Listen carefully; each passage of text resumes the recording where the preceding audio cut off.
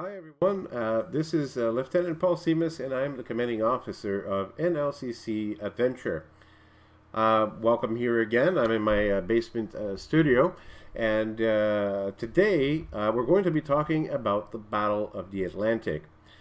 This weekend we celebrate the 75th anniversary of the Battle of the Atlantic, and we're going to be talking about what Canada's role was during this battle.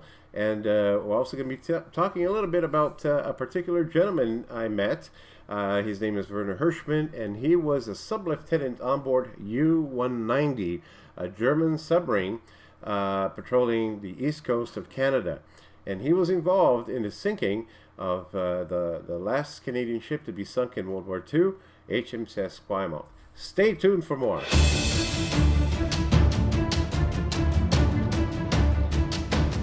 Hi everyone. Today we're going to be talking about the Battle of the Atlantic. It is its 75th anniversary this year, and the Battle of the Atlantic was Canada's naval participation in World War II.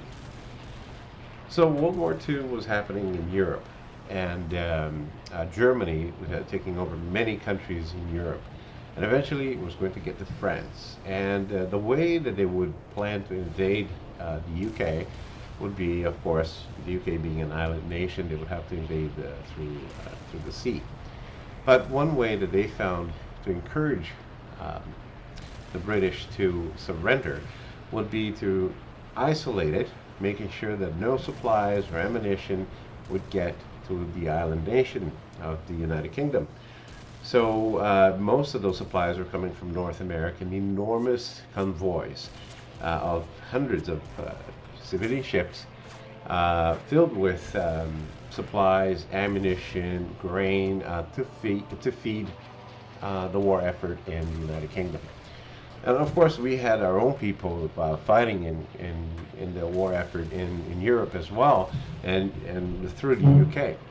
So those convoys were absolutely necessary. Now, they needed protection, of course. The biggest threat to the convoys were submarines. Germany had pretty good fast subs that they were called the Unterseeboot, usually names like U-170, U-190, and so on. And these submarines would then come underwater and start not exactly sinking the military ships, but mainly the supply ships. The idea was to stop the convoy from reaching the UK. The job of the Navy was to seek out these submarines and make sure that they didn't achieve their job. Now, Canada was a main participant in this battle, and they did a fantastic job. The ships were built at such high speed that a lot of them didn't even have guns on top of them. The rumor is that the Canadian ingenuity kicked in and they built guns out of wood. At least they looked the part, but they did have anti-submarine charges and things like that, and that was what was important for fighting the submarines. But the war lasted from 1939 to 1945, and many ships were taken down. Now, there's a particular story that I would like to tell you about the war in the Atlantic, the Battle of the Atlantic, that has to do personally with me. I've met a survivor of the war, and I'm going to tell you all about it. I would like to tell you the story of the gentleman whom I'm standing next to in this photo. His name is Werner Hirschmann, and he was the chief engineer on U-190, a German submarine patrolling the Canadian east coast off Halifax, right at the entrance of the St. Lawrence River. I had an opportunity to meet Werner during a Naval Association meeting a few years back. What Werner told me was a fascinating story from the point of view on the other side, the German submarine. He tells me that they were all very young in this submarine. Werner himself was about 21 years old, a sub-lieutenant, and the captain also about the same age as him. He tells me that right at the end of the war, um, at this point they didn't know that the war in the Atlantic had ended. They were patrolling the mouth of the river when they saw this Canadian ship moving towards them at high speeds. On the Canadian ship, the mood was great. The war was about over, and they didn't perceive any threat as they were in Canadian waters already. So they didn't follow through with some safety protocols, as zigzagging normally to avoid detection. So, which was interpreted in the German submarine as being discovered. So what happened was, seeing this, the captain of the submarine raised the periscope, looked through the scope, and he saw the ship moving at very high speeds towards them. A cold chill went down their spine, and they thought they were discovered. So it was a flight for life.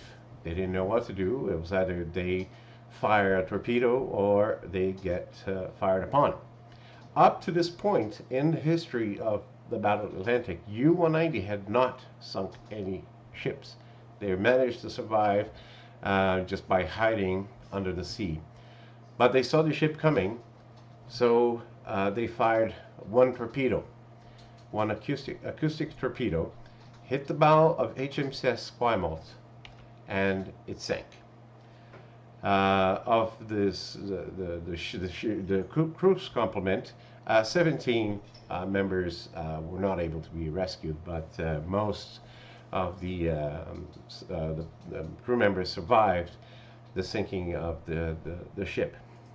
Remember that at this point, U-190 did not know that a ceasefire had been called. So they wait at the bottom of the sea because they know that surely more Canadian ships are coming to find them. So they go to the bottom of the sea, but it does take a while until the Canadian rescue comes to rescue the survivors. And eventually they get rescued, and the submarine moves off. When it comes to about the middle of the Atlantic, the Canadians catch them up and arrest them, and Werner is then brought, along with the rest of his crew, to Canada as a prisoner of war. So here we see the survivors of HMCS Esquimalt being taken off the rescue ship. And there is Werner in his card of prisoner of war. He was brought to Canada, and of course, fearing the worst, he didn't expect much. However, he was very well treated in Canada. When he went back to Germany, he felt a sense of loss, and he wanted to come back to Canada, which he later did to live in Canada. And when he was here, he felt that maybe he should look up the survivors of HMCS Esquimalt. And he did. He found them in British Columbia. He looked them up, made arrangements to go see them, and he went. That took a lot of guts. When he got there, he was quite apprehensive, as you could imagine. Will they hold him responsible for the sinking of their ship? Will they see him as the enemy? Will they be hostile? He didn't know that. But upon arrival, as you can see in this picture, they met with lots of hugs, and they became very good friends.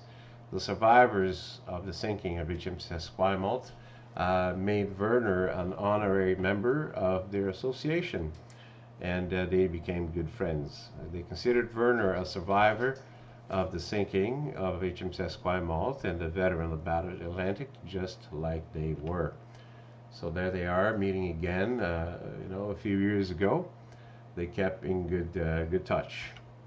This is Werner as a young man, as a sea cadet in Germany.